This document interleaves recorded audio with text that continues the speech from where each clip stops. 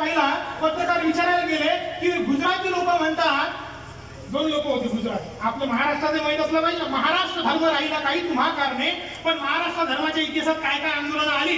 गुजराती माणूस एक सखा पाटील काँग्रेसचेच होते, मोरारजी देसाई काँग्रेसचेच होते, पाटील असले तरी गुजरातचे होते, आणि ते म्हणत होते चंद्रसूर्य आहे तोपर्यंत मुंबई महाराष्ट्राला मिळू देणार नाही. चंद्रसूर्य आहे तोपर्यंत डेप्युटी डॉक्टर होते काय, मग मुंबई महाराष्ट्राचीच राहील ना, गुजरातची कशी काय होणार आहे. हा युक्तिवाद आहे, हाय चॅलेंज आला.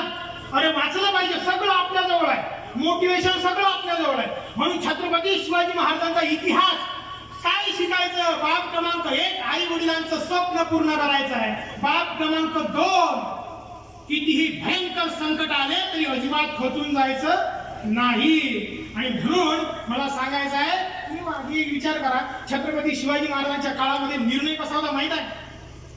अत्यंत निष्ठेनं लढणारा रांजेगावचा बाबा पाटील होता, आणि रांजेगावच्या बाबा पाटलाने एक स्त्री दिवसा ढवळ्या उपभोगली असं शिवाजी महाराजांच्या कानावर आलं, आणि अत्यंत